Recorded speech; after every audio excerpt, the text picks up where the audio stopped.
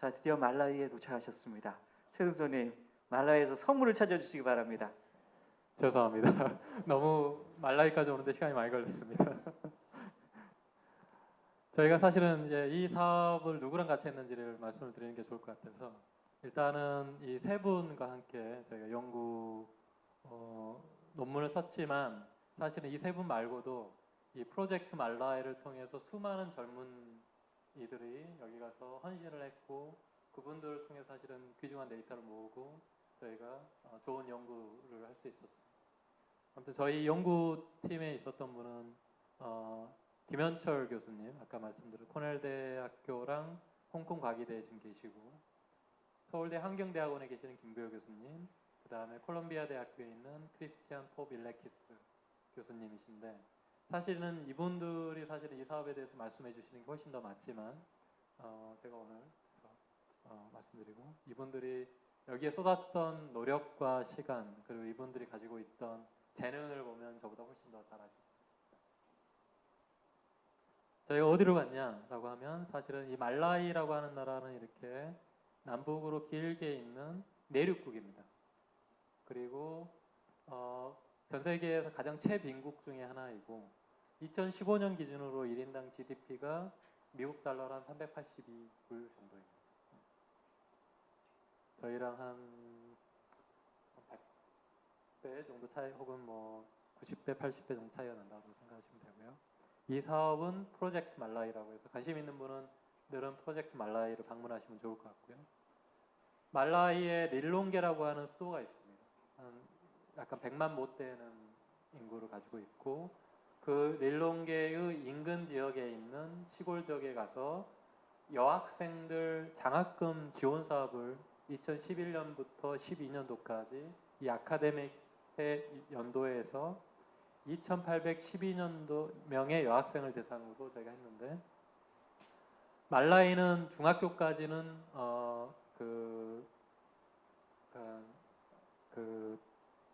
정부에서 지원을 해줍니다.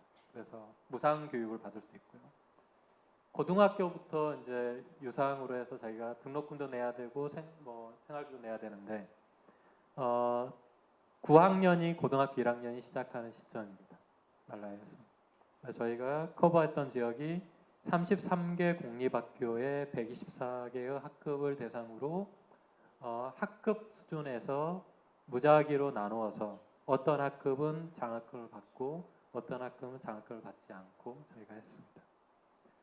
몇 개의 사진을 좀 보여드리면 이러한 야외에서 이렇게 앉아서 수업을 듣는다든지 혹은 이렇게 어두운 교실에서 등이 있지는 않습니다. 이렇게 또 벽이 있는데 창문이 이렇게 돌벽에 이렇게 구멍을 파서 이렇게 있는데 낮에 들어가 봐도 상당히 어두컴컴합니다. 그리고 장학금 증서를 받은 학생들을 보여주는 거고요. 이렇게 해서 저희가 어떻게 했냐면 통제군에 있는 학급과 처치군에 있는 학급인데 1년 동안의 등록금 지원을 2011년도부터 10년도에 했고 그 다음에 매달 학비를 지원했는데 총 지원 금액은 1인당 70불 정도입니다. 근데 1인당 GDP가 한 380 정도 되니까 상당히 큰 금액이고요. 이 매달 학비 지원은 우리가 이제 이걸 컨디셔널 캐시 트랜스퍼라고 이야기를 하는데 조건이 들어가 있습니다.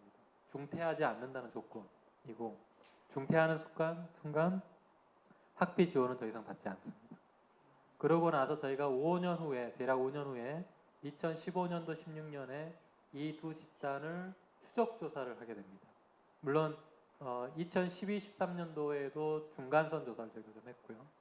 이때 또 팔로우업 조사를 해서 이렇게 교육 지원 사업을 장학금 지원 사업을 받으면 일단은 제가 생각해 볼 수 있는 게 이 학생들의 뭐 결석률이라든지 중퇴율이라든지 그 다음에 시험 성적이라든지 이런 게 좋아지지 않았을까라고 하는 직접적 효과도 생각해 볼 수 있고 근데 저희는 거기서 한 발 더 나아가서 경제적 합리성이 증대됐을까라고 하는 것을 해봤습니다. 그리고 여기가 저희의 학문적인 기여가 있었던 게 아닌가 싶고요.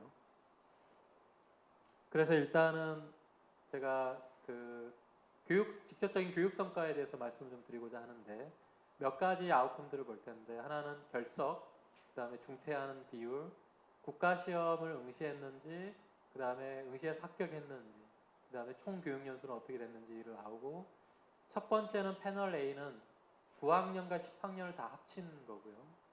두 가운데 있는 거는 9학년, 즉 이제 막 고등학교 올라온 학년만 보여주고요. 마지막은 10학년, 이미 저희가 인터벤션을 들어갔을 때 고등학교 1학년을 마치고 2학년에 들어가기 한 시점입니다. 그래서 봤더니 장학금 사업의 직접적인 교육 성과는 9학년에 집중됐는데, 가령 결석을 하는 횟수를 보면 통제 집단에 비해서 한 1.49일 정도가 줄어들었고, 중퇴를 봤을 때는 8% 정도가 줄어들었고, 국가시험 응시율은 12% 정도 증대했고, 합격률도 한 14%. 그 다음에 총 교육 연수는 통계적으로 유인하지는 않지만 1.5년 정도가 증가했다라고 하는 것을 0.15년 정도가 증가했다는 걸 볼 수가 있습니다. 근데 보면은 흥미롭게도 10학년에는 비효과가 거의 없었다라고 하는 것을 저희가 볼 수 있습니다. 이걸 가지고 저희가 2015년, 16년도 5년이 지난 다음에 이 처치 집단과 통제 집단의 합리성을 측정을 해봤더니, 지금은 이제 이 패널 A는 9학년, 10학년 다 합쳐놓은 거고, 패널 B는 9학년, 패널 C는 10학년인데, 그리고 좀 짙은 파란색은 통제 집단, 처치 집단, 그 다음에 옅은 색은 통제 집단입니다. 보시면 9학년을 대상으로 보시면 합리성 지수가 가장 높은 그룹인 0.9에서 1에서의 빈도가 통제 집단에 비해서 확 증가했는데, 근데 이래 증대가 어디서 나왔냐면 가장 낮은 그룹에서 줄어들면서 이쪽으로 옮겨온 효과가 크고요. 이건 이제 분포상에 저희가 보여드렸지만, 평균적으로 보면 그 회귀 분석을 통해서 보면 9학년의 합리성 증대 효과가 집중돼 있고, 합리성 지수가 3.2% 포인트가 증가했습니다. 근데 아까 저희가 네덜란드에서 초등학교만 졸업한 사람과 대학까지 졸업한 사람들의 합리성 지수의 차이가 3.6% 포인트였는데, 저희가 1년 인터벤션이 들어갔는데, 저개발 국가에 들어갔는데 3.2% 포인트가 증가했고, 그 다음에 저희가 이제 이 장학금 지원 사업이 들어가서 직접적으로 교육 효과가 있을 때는 사실은 합리성 증대만 있는 게 아니라 인지 능력도 증가하고 비인지 능력도 향상이 됩니다. 근데 이 3.2%의 한 3분의 1 정도는 인지 능력과 비인지 능력의 향상으로 설명이 가능하고, 나머지 3분의 2 정도는 합리성 증대의 효과, 지수 증대의 효과만 나옵니다. 그래서 말라이의 여행은 이렇게 마치도록 하겠습니다. 우선 이 표를 보면서 궁금한 사항은요. 네. 왜 9학년에만 이 효과가 나타났을까요? 네. 사실은 저희가 이제 사이언스에 보내서 사이언스에서도 논문 심사자들이, 그다음에 편집장이 가장 문제를 제기했던 부분이 이 부분이고요.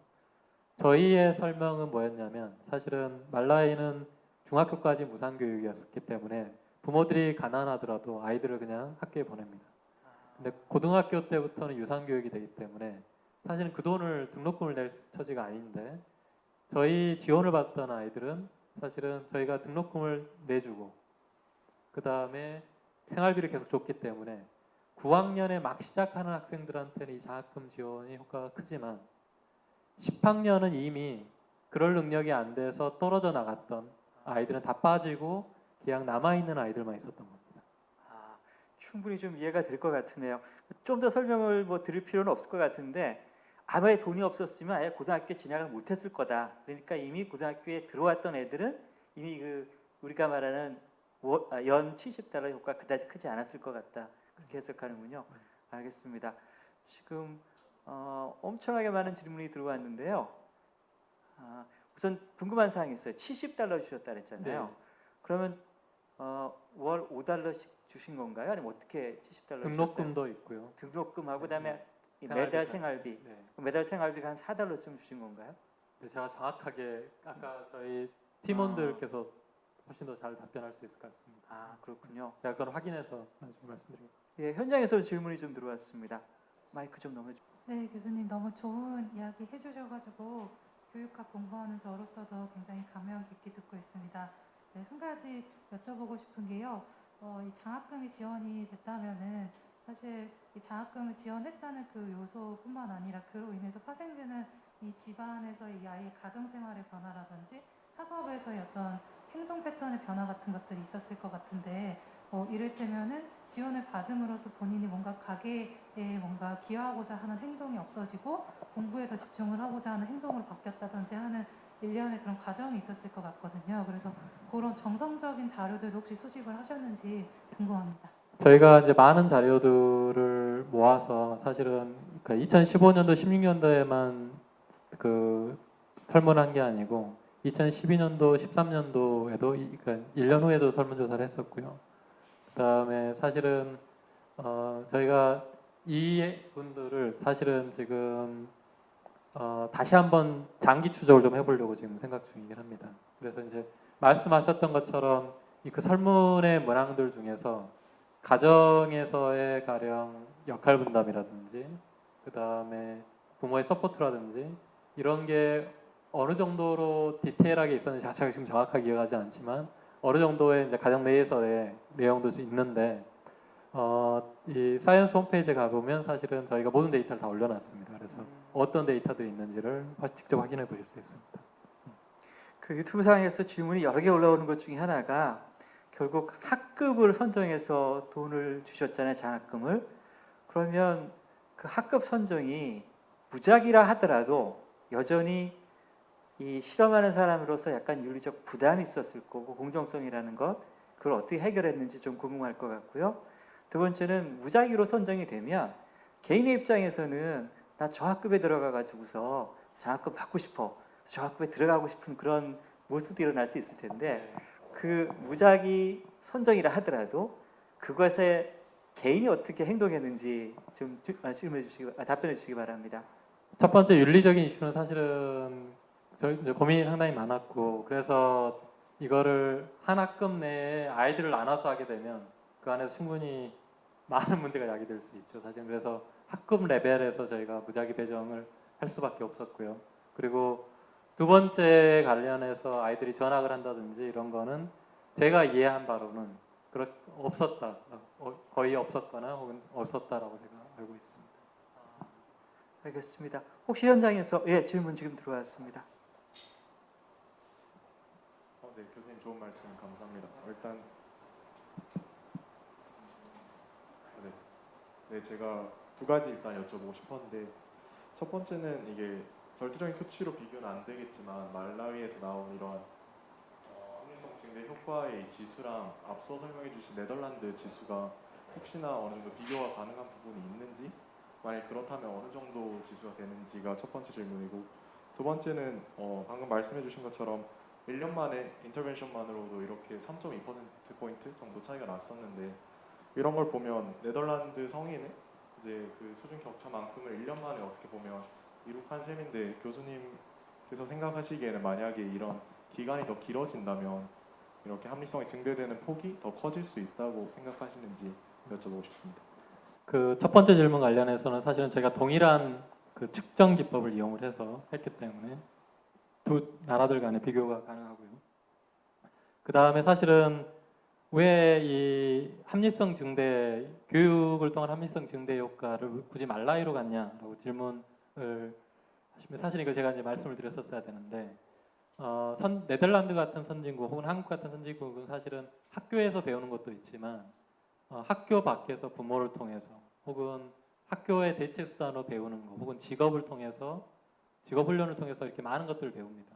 그렇지만 말라이 같이 저개발 국가는 사실은 학교 이외에서 배울 수 있는 게 많이 낮기 때문에 그리고 수준 자체가 낮기 때문에 사실은 경제학자들이 많이 이야기하는 것 중에 하나가 교육 투자의 한계 생산성을 한번 생각해 봐야 되는데 한국이나 네덜란드 같은 경우에는 그 한계 생산성이 추가로 1년 더 지원한다고 해서 높지 않을 가능성이 높다. 왜냐하면 상당히 높은 레벨에 와 있기 때문에.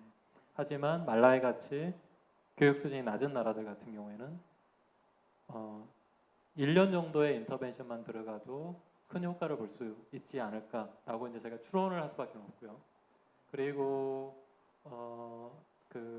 그런 의미에 사실은 저희가 이 개도국이나 저개발 국가의 교육 지원 사업을 볼 때 보통 지원하는 나라라든지 단체에서 직접적인 성과로 삼는 지표들이 직접적인 교육 성과들만 보긴 하지만 지금 보시는 것처럼 합리성 증대를 통해서 본인의 일상에서의 의사결정의 질을 높일 수 있다고 한다면 그러면 많은 부분에서 장기적으로 자기 삶이 개선될 수 있지 않을까라고 생각할 수 있는데 이러한 간접적인 성과는 사실은 기존의 이 교육 사업을 평가하는 데 있어 잡혀 있지는 않습니다. 그래서 이것들도 저희가 한번 정책적으로 한번 생각해 볼 필요가 있지 않을까 그런 생각이 듭니다. 그러니까 이번 세션의 마지막 질문입니다.